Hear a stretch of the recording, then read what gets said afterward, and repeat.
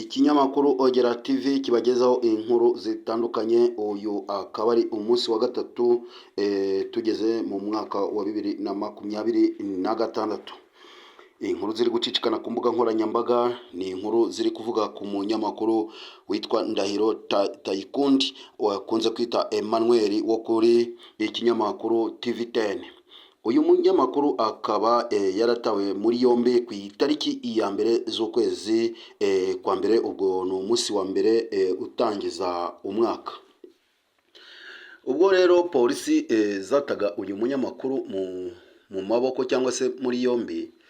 Uyu munyamakuru twavuze haruguru witwa Ndahiro Tayikundi cyangwa se Emmanuel, uyu munyamakuru akaba akorera ikinyamakuru TV10. Ni ahantu henshi kuva na kera abanyarwandakazi ugasanga kuva kera kare kose abahanuzi benshi ntibakundwaga kumvwa. Nuvuga ngo impamvu abahanuzi batakundaga kumvwa, baravuga ngo nta muhanuzi iwabo. Ugasanga umuturanyi aguhanuye impanuro cyangwa se akubwiye ibintu, cyangwa se ukaba utareba indirimbo z'umuturanyi wawe kubera ko ari we waziririmbye, cyangwa se ukaba utareba filimi z'umuturanyi wawe cyangwa se z'umuvandimwe wawe kubera yuko ari we waziririmbye. Ariko byanga bikunda impanuro ziratinda, ntabwo impanuro zijya zibura.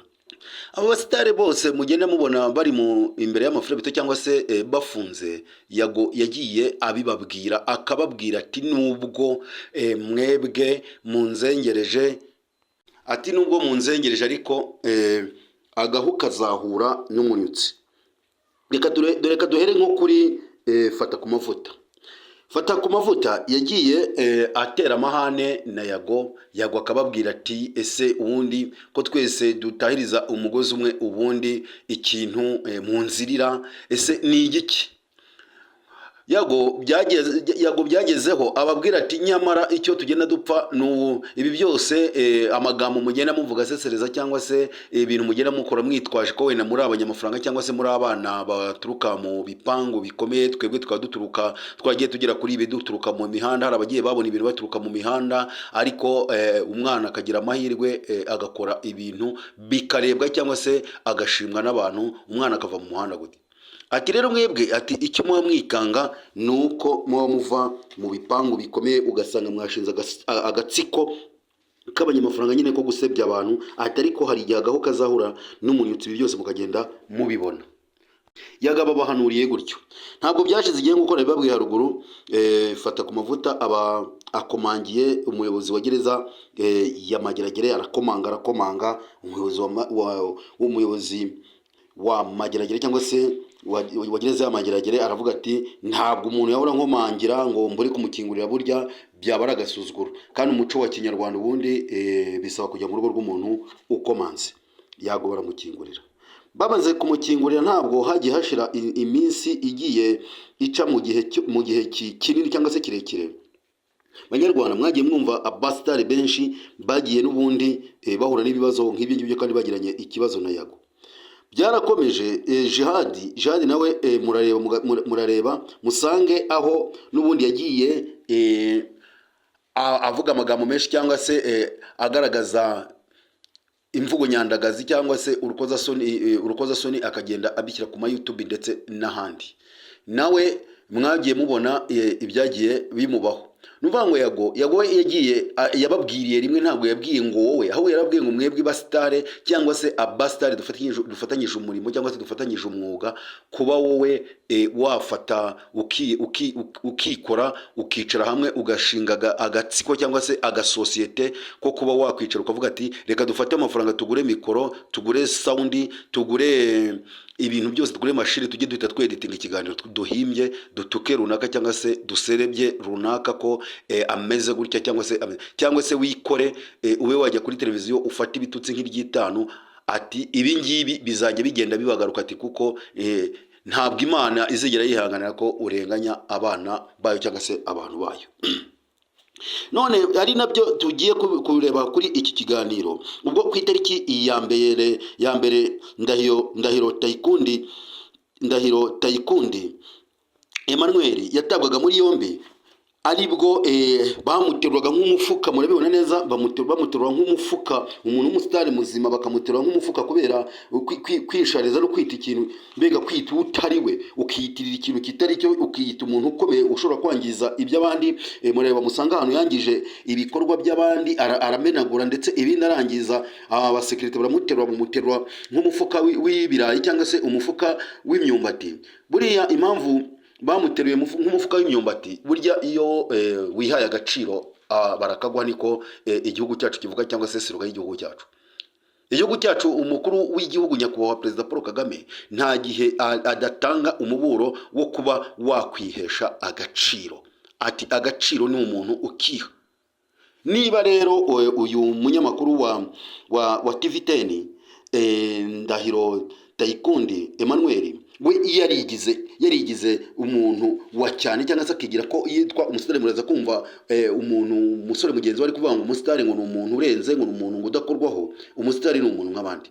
Niba umupolisi ahagarara mu muhanda akazamura akaboko akaguhagarika akakwaka ibyo ngombwa, afite imbunda, afite ubushobozi bwo kuba yakurasa ntakurase, cyangwa se umupolisi ukamukubita urushyi ntakurase, mbega umusirikari ukamukubita urushyi ko tubona henshi umusinzi yamukubise cyangwa se byanamututse ntakurase kandi afite intwaro, ni hewe wa musitari uvuga ko ukomeye, ubwira umuyobozi ushinzwe umutekano ngo umusitari arakomeye ku buryo ari hejuru y'amategeko? Ntabwo umusitari, kuba umusitari ntabwo ari ugufata iby'abandi ngo byangize, cyangwa se ahubwo kuba umusitari ni ugutanga urugero rwiza nyine rw'abasitari, kuko umusitari ntajya ku rugamba, kuko umusitari nta rindi kosa akora uretse ubwonko bwe bumuha ibyo akora. Ariko umupolisi cyangwa se umusirikari aba yakoze ikosa. Uriya musekirite wateruye Ndahiro agaterura akajugunya nk'ibijuma nk'uko bavuze, cyangwa se nk'imitwaro, yari afite ishingiro kubiteye nuko ibi byose mwanze mwabasitari mwe muri kwanga umuburo cyangwa se imbuzi ya Yago nimukurikiza ibyo yababwiye, n'abandi musigaye mukareberaho kuba uyu Ndahiro wo ku kinyamakuru TV10 bamutaye muri yombi ku itariki ya mbere. Ahangaha umuyobozi wa RIB Murangira Bitieri aragaragaza ibyi nkuru koko igayitse uyu munyamakuru yaba yarakoze, kandi koko banavuga yuko icyaha kimuramutse kimufata cyo kwangiza iby'abandi no kwiyitirira utari we, ashobora gufungwa mu igihano cyo kuva ku mwaka umwe kugeza kuri 5, cyangwa se kuva kuri 5 ndetse kuzamura kugeza no ku 10.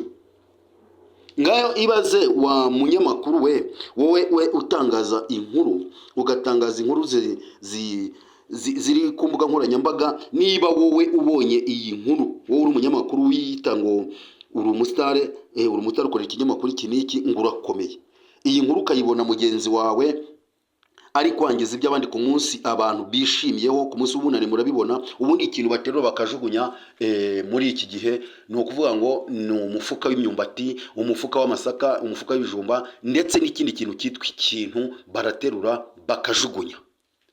Uyu nguyu rero ibyo byabaye ku uyu munyamakuru Ndahiro Tayikundi, nibyo byamubayeho ubwo yasahindiraga abantu, cyangwa se agasahindira abanyarwanda bari kwivira umunsi mukuru w'ubunane bishimye, agashaka kwiyitirira ikitari cyo cyangwa se icyo atari cyo, ashaka kuba yakanga abanyarwanda. Kandi abanyarwanda ubundi niyo mpamvu leta y'ubumwe bw'abanyarwanda, igihugu cyacu niyo mpamvu cyashyizeho ubuyobozi gikuraho ubutegetsi. Ubundi impamvu abanyarwanda benshi bakora ibintu bitumvikana cyangwa bidatunganye nuko batari bamenye impamvu igihugu cyacu gifite abayobozi. Reka mbasobanurire abanyarwandakazi ku kinyamakuru Ogera TV, ni ukuvuga ngo impamvu umukuru wacu w'igihugu ikinyamakuru Ogera TV kimwita murumuna wa Yesu, burya nuko yarebye arareba aravuga ati iki gihugu cyacu cyari ubutegetsi. None kugira ngo abanyarwanda cyangwa se ngira impinduramatwara cyangwa se impinduka mu baturage, nuko abayobozi bavuye batakomeza kwitwa abategetsi, kugira ngo abaturage batazakomeza kumva, abategetsi bakakomeza bakumva yuko ari cya kintu babandi bakiriho bakoze ibyo amarorerwa igihugu cyacu cyanyuzemo. Abyita abayobozi. Umuyobozi ni ukuyobora aho ugiye, kuko uzumve niyo ugiye ahantu ukayoboza, hari umuntu wari wajya ahantu se ngo avuge ngo ndategeka ngo mundangira, ahubwo uravuga ati mwanyoboye kwa runaka cyangwa se mukanyobora ku kigo iki n'iki cyangwa se mukanyobora aha n'aha n'aha. Ari nayo mpamvu rero igihugu cyacu gifite abayobozi. Uyu rero Ndahiro Tayikundi ntabwo we yigeze akoresha ubuyobozi, ahubwo we aho yari ari muri iki kirori we cyangwa se aho yari ari iki kirori cyabereye aba bantu murabona ko bari kubyina banishimiye, yashatse gukoresha ubutegetsi. Kandi icyo kintu abanyarwanda bamaze kukivamo, bamaze kukireka. Nta munyarwanda ugitegekwa, ahubwo umunyarwanda arayoborwa. Ubu igihugu cyacu kirakuyobora, cyamara kukuyobora wabyanga kikagutegeka. Ushobora kwibaza atese kubera iki kizana kugutegeka? Nibyo warahisemo, we ntabwo ushaka kuyoborwa.